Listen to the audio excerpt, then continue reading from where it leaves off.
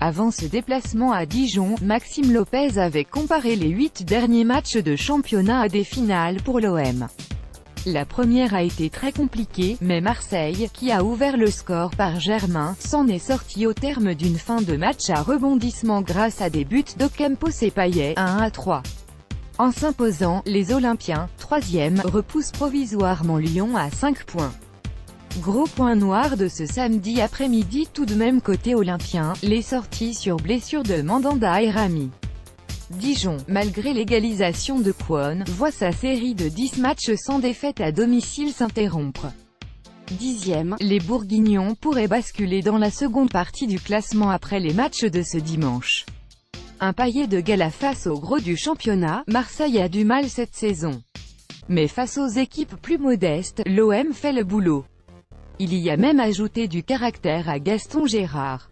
On pensait se diriger vers un match nul quand les deux équipes étaient 1-1 à la 88e minute. Mais les hommes de Rudy Garcia ont trouvé les ressources pour arracher 3 points cruciaux dans la course au podium. Sur un cornet de Payet dévié par Germain, Ocampos a délivré les siens, 1-2, 88e. L'international français a ensuite plié la rencontre sur un pénalty qu'il a obtenu, 1-3, 90e 5 quelques instants après un premier arrêté par Rennais, 90e 3. La meilleure façon pour Payet de conclure son très bon match, puisque c'est lui qui avait délivré un caviar à Germain pour l'ouverture du score, 0-1, 35e. Sans briller, les Marseillais menaient donc à la pause malgré une action litigieuse dans leur surface. En position de dernier défenseur, Sarr a touché le haut du corps de Samaritano qui a amplifié sa chute et récolté un carton jaune de Monsieur Brizard, 10e. Vidéo 31e J. Sanson, une victoire à l'arrache, Mandanda et Rami blessés. La seconde période a failli virer au cauchemar pour l'OM. Sur une relance anodine, Mandanda s'est écroulé et s'est plaint des quadriceps. Son remplaçant Pelé n'a rien pu faire sur la belle reprise de volée de Kwon, entrée en jeu 90 secondes auparavant, 1-1, 73e.